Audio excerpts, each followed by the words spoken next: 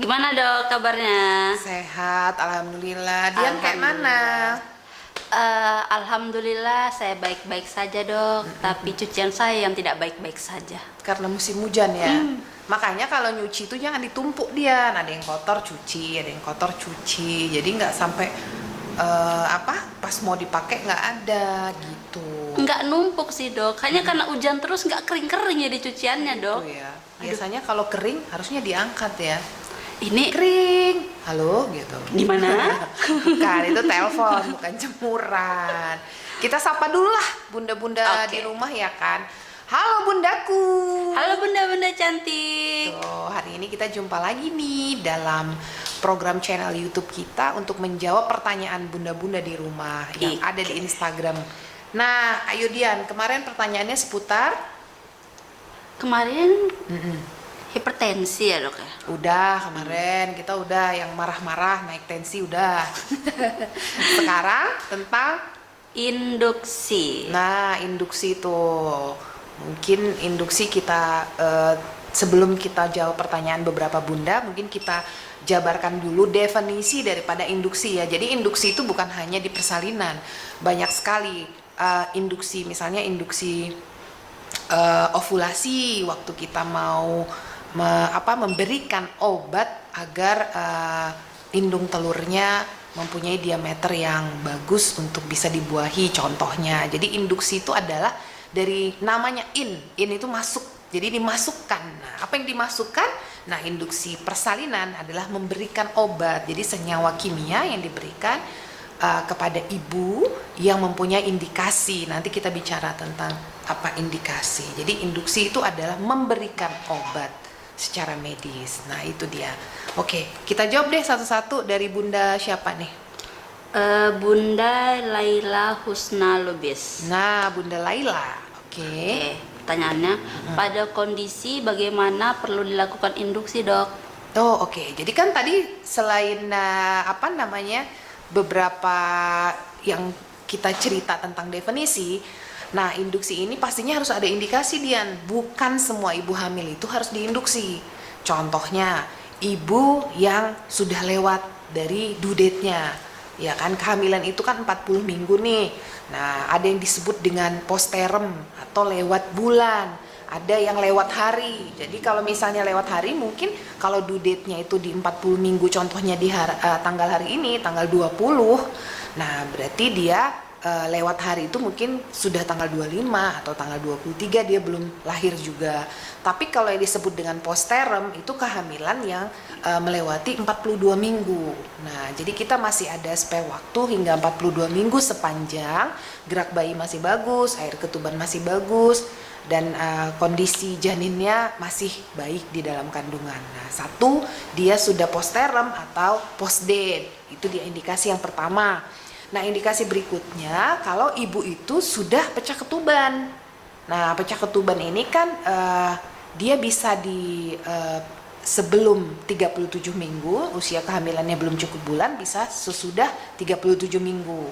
Kalau sesudah 37 minggu tentunya pecah ketuban merupakan salah satu tanda proses persalinan. Nah, umumnya secara medis, bila bunda sudah pecah ketuban di usia sudah cukup bulan, yaitu di atas 37 minggu, namun ditunggu 8-10 jam tapi tidak masuk dalam proses persalinan, maka dokter atau tenaga medis akan memberikan induksi persalinan. Nah, itu yang kedua. Yang ketiga, misalnya kasus-kasus oligohidramnion atau air ketuban yang kurang. Nah, air ketuban yang kurang ini juga dia bisa di usia di bawah 37 minggu, bisa juga di atas 37 minggu. Jadi 37 minggu itu kita berikan batasan seorang ibu hamil itu sudah cukup bulan atau belum.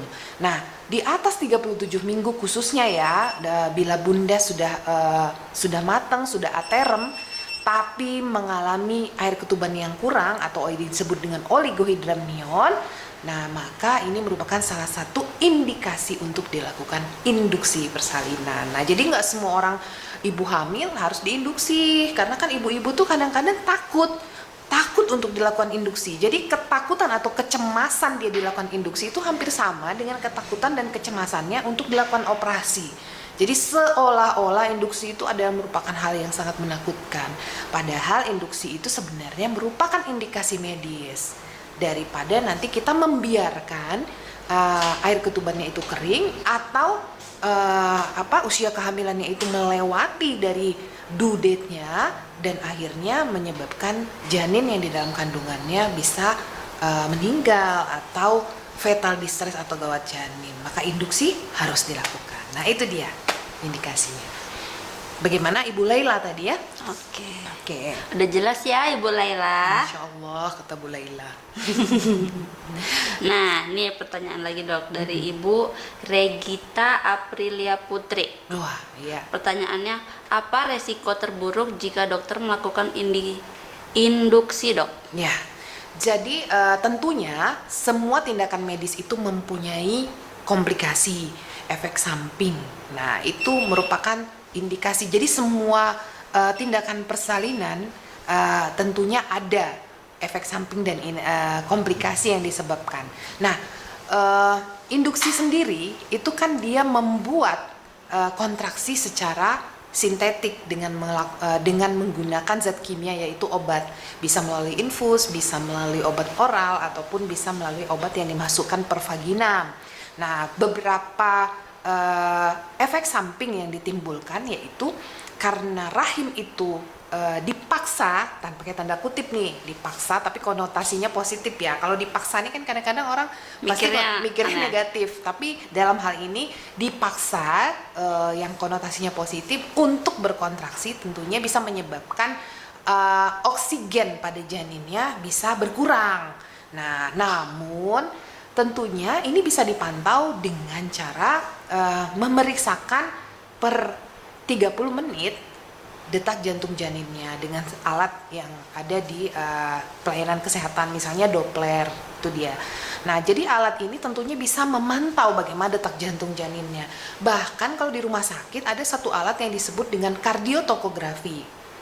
Nah, kardiotokografi ini adalah alat untuk merekam bagaimana otot jantung janin terhadap kondisi misalnya air ketuban kurang, air ketuban yang udah pecah, atau kondisi bayi yang sudah lewat bulan di dalam kandungan. Nah, jadi sebelum dilakukan induksi, alat kardiotokografi ini akan memberikan gambaran kepada kami para dokter, oh ini bagus, silahkan untuk dilakukan induksi. Nah, atau oh ini nggak bagus, jangan dilakukan induksi, lebih bagus langsung dilakukan operasi karena ada beberapa gambaran dari kardiotokografi itu yang menggambarkan janinnya itu mengalami stres di dalam atau gawat janin. Nah, jadi kekurangan oksigen, kemudian itu bisa ditimbulkan untuk janinnya. Untuk bundanya apa? Nah, akibat dipaksa itu tadi, itu bisa mengakibatkan persalinannya itu menjadi cepat dia. Nah, akhirnya ini menyebabkan kontraksi rahim pada saat pasca salin itu berkurang. Karena otot-otot otot-otot rahimnya itu menjadi capek gitu. Jadi kekurangan oksigen juga itu menyebabkan pembuluh darahnya itu tidak mengalami vasokonstriksi atau menyempit, dan ini menyebabkan perdarahan pasca salin. Makanya induksi ini secara prosedur harus dilakukan di rumah sakit dan dilakukan oleh tenaga medis yang mempunyai kompetensi. Jadi mungkin kalau di klinik ya kan, di praktek-praktek bidan ya, itu secara undang-undang kesehatan juga tidak dianjurkan dilakukan karena untuk mencegah terjadinya perdarahan pasca salin. Nah, itu dia yang terburuk, dan perdarahan pasca salin ini merupakan satu hal yang menyebabkan kematian ibu di Indonesia. Jadi makanya harus cepat dan orang yang melakukannya harus memiliki kompetensi. Nah, itu dia. Mudah-mudahan Bu Regita bisa paham. Tapi artinya induksi itu tidak boleh ditakuti. Kan kita tetap memantau gitu loh dia. Oke. Lagi dok, pertanyaan dari Ibu Putri Aswanti HSN. Oh iya. Dokter, apa sih sebabnya apabila sudah diinduksi suntik tapi pembukaan bisa nggak nambah? Iya, betul. Jadi induksi ini sendiri dia memiliki efek setiap ibu itu berbeda. Mungkin Ibu Putri kalau cakap-cakap sama teman-temannya di kantor atau sesama arisan, loh saya diinduksi kemarin nggak bisa, gagal akhirnya dioperasi, atau saya waktu diinduksi respon bagus, kontraksi ada, tapi bayi saya mengalami stres akhirnya dioperasi, atau saya diinduksi sebentar aja langsung lahir, atau saya diinduksi tuh sampai 24 jam baru ada respon dan sebagainya. Nah, tentunya induksi ini sendiri keberhasilannya bergantung dari bagaimana gizi seorang ibu, bagaimana hemoglobin, kadar hemoglobin seorang ibu. Tentunya ibu yang mengalami anemia akan mengalami kontraksi yang sangat kurang. Ini juga bisa membuat ketidakberhasilan pada saat kita melakukan induksi. Bagaimana hormon oksitosin itu, Dian, ada di dalam tubuh. Jadi sebenarnya induksi ini memberikan obat yang disebut dengan uterotonika, yaitu obat yang merangsang hormon oksitosin untuk menghasilkan kontraksi pada rahim. Nah, hormon oksitosin itu sendiri adalah hormon bahagia, Dian. Di samping hormon-hormon yang lain seperti endorfin misalnya. Nah, makanya ibu hamil itu harus bahagia. Jadi itu bisa menyebabkan oksitosinnya juga berkurang. Makanya dari mulai awal hamil kan sering tuh Dian dengar saya selalu memberikan nasihat kepada ibu-ibu yang datang berobat yang mengalami hamil. Dari trimester awal kita terus memberikan pencerahan bahwa mindset seorang ibu hamil itu harus selalu bahagia, harus nyaman selama kehamilannya, dia harus happy. Jadi kenapa? Karena oksitosin itu hormon bahagia. Oksitosin itu sendiri akan menyebabkan kontraksi pada trimester akhir. Pada awal persalinannya, oksitosin itu akan menimbulkan kontraksi sehingga mencegah perdarahan pasca salin. Oksitosin itu juga akan merangsang hormon prolaktin sehingga ASI-nya menjadi banyak. Jadi reaksi-reaksi daripada bahagia itu yang secara psikologis mungkin nampaknya sepele ya Dian ya. Dian bahagia kan? Alhamdulillah. Alhamdulillah. Makanya itu harus selalu ada. Jadi ada yang gagal, ada yang berhasil. Di samping selain gizi, hemoglobin, kadar kesehatan psikologi seorang ibu, di samping seorang dokter atau bidan dia selalu memeriksakan bagaimana skor Bishop atau skor serviknya pada saat sebelum dilakukan induksi. Jadi sebelum dilakukan induksi itu biasanya kita periksa dalam dulu Dian. Nah, waktu diperiksa dalam kita hitung ada skornya yang khusus secara medis. Kalau skornya itu menunjukkan di atas 8 itu menunjukkan keberhasilan dia dilakukan induksi, tapi kalau di bawah 8 mungkin lebih kecil keberhasilannya. Jadi tentunya pemeriksaan secara medis itu tetap ada. Kemudian yang lain-lain tuh yang paling penting. Kemarin saya nolong persalinan ya Dian. Ini cerita yang sebenarnya. Waktu itu suami ibu ini itu udah induksi persalinannya itu udah hampir habis nih. Suaminya kebetulan bertugas di luar kota. Jadi si ibu ini hanya ditemenin oleh orang tua kan. Jadi ternyata mungkin hati kecilnya itu kepengen sekali ditemenin oleh suaminya, ya kan? Saya lihat kita pantau induksinya itu hampir gagal. Nah, ketika kita tunggu hampir di setengah botol itu udah hampir habis, masih anteng, pembukaannya masih tetap di pembukaan 6, tidak ada progres. Tiba-tiba mungkin alhamdulillah kadarullah suaminya datang, nyampe cepet dari luar kota, menggantikan posisi ibunya. Wah, kontraksinya langsung bagus. Iya, wow. Masya Allah, ibu itu semangat, kontraksinya bagus, persalinannya lancar akhirnya. Nah, itu merupakan salah satu pendukung ya? Iya, pendukung ya. Jadi ternyata support, tapi mungkin ibu ini tidak menyampaikan ya, karena dia merasa mungkin malu, enggan dan sebagainya.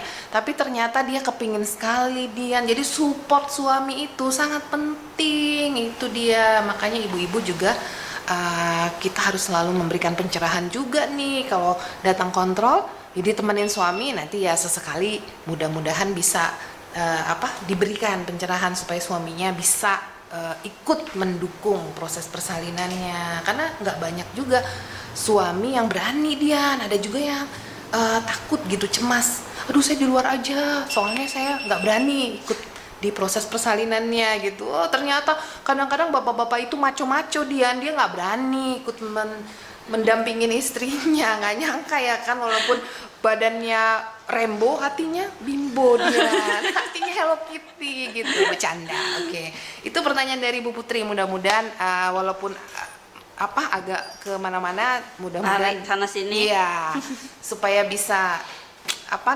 sekalian membuka wawasan kan gitu dia. Pasti kan kalau ada yang dengerin nih langsung colek suaminya, tuh dengerin tuh Mas, tuh Dengerin yang, Bang. dengerin yang. Oh ya sekarang yang ya. Ya. Zaman awak dulu abang aja, zaman sekarang yang gitu. Ya. Hani ya, Hani Bani. Bebe. Oh, kasihan yang jomblo. Oke. Siapa itu? Iya, oke, kita fokus nih dia. Fokus, Dok. Oke, apalagi nih? Ini dari Ibu Wita PWD. Ibu Wita. Indikasi apa saja yang menyebabkan persalinan harus diinduksi? Plus mitos dan fakta seputarnya, Dok. Ya, jadi ini pertanyaannya kan 11-12 dengan pertanyaan Bu Laila tadi. Iya. Indikasinya mungkin Ibu udah tahu ya, posterem, postdate, oligohidramnion atau air ketuban dikit atau ketuban pecah. Nah, mitos dan fakta mungkin itu yang paling penting ya. Iya. Mitosnya banyak ibu yang mengatakan kalau diinduksi itu sakitnya lebih sakit daripada melahirkan normal. Itu mitos. Karena ada penelitian yang membandingkan ibu yang diinduksi dengan usia yang sama, dengan kehamilan yang sama, ya, dengan pembukaan yang sama, satu diinduksi, satu yang normal, itu sama sebetulnya. Jadi mengukurnya kan kita udah pernah bahas tuh, mengukurnya itu dengan suatu skala yang secara subjektif, skala visual. Jadi ibu ini wajahnya sakitnya gitu, ibu yang ini juga sama sebenarnya, karena memang tidak ada parameter yang benar-benar ada ya untuk mengukur derajat sakitnya itu. Jadi mungkin yang satu yang diinduksi itu terasa lebih sakit karena memang di mindsetnya sudah tumbuh bahwa kalau diinduksi ini lebih sakit.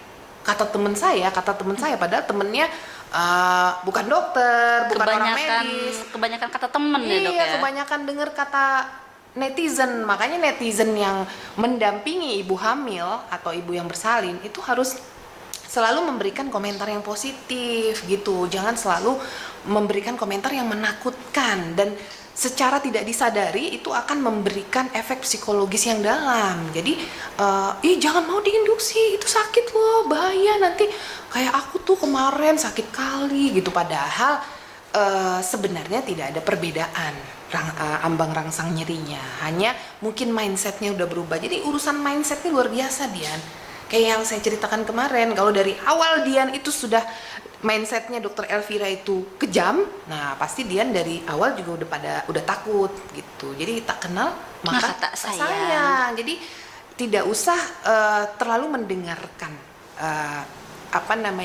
komentar-komentar yang negatif. Jangan ditelan bulat-bulat, dicari tahu sehingga kita bisa cerdas. Nah itu dia. Jadi mungkin mitosnya di situ. Faktanya ternyata induksi itu tidak lebih sakit memberikan rasa nyeri dibandingkan persalinan normal. Jadi harus diberikan mindset yang positif kepada diri kita bahwa rasa nyeri itu adalah secara alami diberikan oleh Tuhan, dan Tuhan memilih atau menseleksi orang-orang yang diberikan keberkahan untuk bisa hamil, dan rasa nyeri itu harus kita nikmati sebagai rasa syukur. Karena rasa nyeri itu adalah penghapus dosa dia. Nah jadi harus juga dibarengi oleh pengetahuan agama yang cukup. Saya yakin lah ibu-ibu pasti keren lah kalau untuk urusan agama. Semangat. Tarik sis. Oke. Dia nih kebanyakan TikTok deh kayaknya. Itu dia. Terus apa lagi nih Dian? Nih Dok, ada yang bertanya. Ibu Leli Wahyudi 2425. Oke, 26, 27 enggak? 24, 25, Bu Leli, sorry. Oke. Anak saya baru umur 6 bulan, waktu itu melahirkannya SC. Dan sekarang saya udah hamil lagi, bahaya nggak ya Dok? Oh ya, ini mungkin out of topic ya dari induksi, nggak apa-apa. Ini tentang vaginal birth after cesarean atau melahirkan normal pasca persalinan operasi. Nah tentunya Bu Leli harus pastikan dulu indikasi operasi yang pertama apa. Kalau indikasi yang pertama itu adalah panggul sempit, tentunya one cesarean, always cesarean. Artinya anak berikutnya tetap harus operasi karena memang tidak bisa untuk melahirkan normal. Tapi kalau indikasi yang lain, VBAC ini bisa dilakukan dengan syarat tertentu. Salah satu syaratnya adalah jarak kehamilannya dengan persalinan sebelumnya harus lebih dari 18 bulan. Nah kebetulan Bu Leli kan baru 6 bulan, berarti insya Allah dia repeat operasi lagi, harus operasi ulang. Nggak apa-apa Bu Leli, yang penting Bu Leli harus rajin lakukan antenatal care yang teratur dan nantinya dilakukan operasi di usia 38 minggu. Jadi jangan sampai Bu Leli merasakan kontraksi, karena kalau Bu Leli merasakan kontraksi akibatnya bekas operasi yang belum sembuh itu akan terjadi robekan. Nah, itu yang harus kita hindarin. Nah, jadi tadi pertanyaan Bu Leli, karena anaknya baru 6 bulan, boleh nggak untuk melahirkan normal? Tentunya belum bisa, karena wound healing atau proses penyembuhan lukanya belum sempurna. Jadinya nanti harus repeat seksio cesaria lagi. Nah, itu dia. Dan mungkin Bu Leli sebagai tambahan ya, Dian, kan ini anaknya baru 6 bulan, pastinya kan masih menyusui tuh. Iya sih. Nah, tentunya Bu Leli akan mengalami masa-masa tandem nursing. Bukan tandem yang di sana dia Ninka Stabat, bukan. Beda. Ini tandem nursing itu orang hamil tapi dia nyusuin. Nah, ini banyak kali mitos faktanya. Mitosnya nggak boleh disusuin katanya, karena air susu itu beracun, mengandung darah, mengandung apalah gitu ya. Padahal faktanya silahkan untuk melakukan tandem nursing. Lagi hamil menyusui boleh, asalkan ibu tetap mengkonsumsi nutrisi yang sehat, minum susu, minum vitamin ya, karena kan balitanya butuh ASI, ibu juga sedang hamil. Nah, nggak ada masalah. Justru tandem nursing ini akan memberikan kekuatan secara psikologis supaya anaknya yang di dalam kandungan dengan balitanya tetap secara psikologis bagus, dan balitanya tidak merasa itu rivalnya gitu, Dian. Tidak merasa dia bersaing. Jadi kalau kita lagi nyusuin terus anak lagi hamil, terus anak balita kita mau nyusuin, jangan, ini punya adik gitu kan, bukan punya ayah ya, punya adik gitu. Kan balitanya langsung sebel, nengok adik tuh yang di dalam, masih di dalam kandungan aja udah nyebelin, apalagi kalau udah lahir pasti nanti rebutan mainan, rebutan baju, rebutan mama, rebutan papa gitu kan. Memuana. Nah, padahal itu cuman mitos. Nah, itu cuman tambahan buat Bu Leli. Jadi Bu Leli, mudah-mudahan Bu Leli sehat-sehat, lakukan antenatal care yang baik. Kalau Bu Leli menyusui, lanjut nyusuinnya, karena ASI itu akan memberikan manfaat yang lebih baik gitu. Dari tadi ada telepon Dian tuh berbunyi. Pasien, Dok. Ya nanti aja ya, maaf ya pasien, kita syuting dulu. Oke, apa lagi nih? Ini dari Ibu Vela Gita. Oke, Bu Vela. Kalau pengen apa ini, Dok? VBAC. Vaginal birth after cesarean. Oke. Kan nggak boleh diinduksi, Dok. Solusinya apa? Oke. Jadi sebenarnya secara medis vaginal birth after cesarean itu boleh diinduksi. Hanya dengan pengawasan yang ketat. Nah, itu dia. Namun ya mungkin pengawasan yang ketat ini yang mungkin diragukan nih. Ya, apakah benar-benar tenaga medisnya bisa melakukan pengawasan yang ketat. Jadi sebelum dilakukan vaginal birth after cesarean, pastikan bahwa ketebalan segmen bawah rahim itu lebih dari 3 mili. Nah, itu berarti itu harus diperiksa oleh dokter pada saat USG, ya. Kemudian pastikan jaraknya seperti Ibu Laili tadi, Ibu Putri, jaraknya itu harus jarak kehamilan dengan persalinan sebelumnya lebih dari 18 bulan. Artinya kita buat rata-rata lah usia anak ibu tuh 2 tahun dulu terus ibu hamil. Makanya ibunya harus KB. Kadang-kadang saya juga lupa, Dian, habis ngoperasi pasien tuh lupa saya ngingetin KB-nya. Tiba-tiba ibunya hamil. Jadi datang udah, Dok. Iya, udah hamil ya nggak apa-apa. Diberikan Allah harus kita syukurin toh. Cuman ya terkadang kita juga nih yang lupa mengingatkan, padahal ya sometimes saya lupa, sometimes saya ingat juga waktu lagi operasi, Bu jangan lupa KB ya Bu ya, umur anaknya 2 tahun dulu baru ibu hamil lagi gitu. Tapi ada juga yang gini, Dok saya udah umur 30-an Dok, saya mau stripping nih kayak sinetron kejar tayang katanya. Oke lah, it's okay. Nah itu dia, jadi diinduksi ini akan mengakibatkan robekan daripada bekas jahitannya itu. Jadi ya sebaiknya tidak dilakukan induksi. Jadi kalau kita mau lakukan feedback ya sebaiknya kita menunggu kontraksi itu secara alami. Nah, apabila ditunggu sampai dengan due date-nya HPL-nya belum juga, ya sebaiknya repeat operasi gitu dia. Tetap ada solusi ya Ibu Wita. Jadi tetap Vela. Ibu Vela, sorry. Bu Wita itu waktu Indonesia bagian tengah. Iya. Ini lagi dok, ada yang bertanya. Ibu Elia Kali Pratiwi. Ibu Elia ya. Dok, sebenarnya kapan sih waktunya diinduksi? Dalam situasi gimana? Makasih dok. Nah, ini pertanyaan sama dengan Bu Laila dan Ibu siapa tadi satu lagi, Bu Putri ya kalau nggak salah. Indikasi Iya. itu dia. Dalam situasi di mana pasien sudah mengalami pecah ketuban, aterem, sudah cukup bulan tapi tidak timbul kontraksi secara alami, atau pasien yang sudah lewat bulan atau lewat hari, atau pasien yang sudah di atas 37 minggu tapi air ketubannya berkurang. Nah, itu dia. Ibu Elia. Elia itu yang abang itu, Elia Kadam bukan? Bukan, abang itu kan ada tuh. Bukan ya. Kebanyakan nonton. Aku kalau cerita Elia Kadam ketahuan umur saya berapa ya, udah ketuaan karena itu film zaman dulu. Makanya itu siapa ya? Siapa ya? Oh, di mana? Dia nih mau ngasih tahu kalau dia angkatannya angkatan muda gitu. Pura-pura nggak tahu Elia Kadam padahal dia tahu. I'm sorry. Oke, terus? Ini ada yang bertanya dok, tapi kayaknya pertanyaannya agak keluar dari topik ini dok. Oke, it's okay, nggak apa-apa. Ibu Audelia Pane. Mm-mm. Out of the topic ya dok. Mm-mm. Boleh. Pasca pasang IUD, menstruasi sampai sebulan lebih belum berhenti, normal kah dok? Oke, nah ini kontrasepsi IUD. IUD itu intrauterine device. Jadi memasukkan alat ke dalam uterus. Ya, jadi pemasangannya ke dalam. Nah, di dalam itu dimasukkan di dinding rahim atau dinding endometrium. Tentunya namanya benda asing tentu ada reaksi dari tubuh Dian. Ya kan, reaksi inflamasi bisa ya. Sebagian dari dinding endometrium itu akan lurus sebagai reaksi inflamasinya. Sehingga pada saat kita pasang IUD itu kadang efek sampingnya, nah itu tadi semua tindakan medis ada efek samping dan komplikasi. Nah IUD itu efek sampingnya kadang-kadang menstruasinya agak panjang.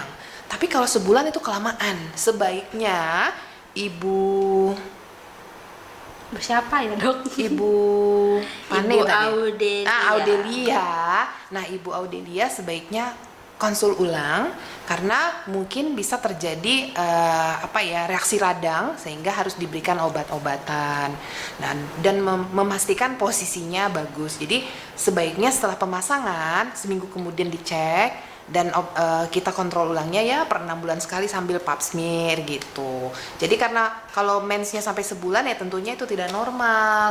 Bisa jadi karena gangguannya karena pemasangan IUD, bisa juga karena gangguan hormonal. Misalnya Bu Audelia mungkin ya lagi banyak pikiran, lagi banyak kerjaan, istirahatnya kurang, stres. Ya itu bisa mempengaruhi. Bisa. Karena pengaturan siklus haid itu di otak Dian, di hipotalamus dan hipofise. Jadi pada saat kita kurang istirahat atau mengalami stres yang berat, maklumlah perempuan kan pasti banyak yang dipikirin, ya kan?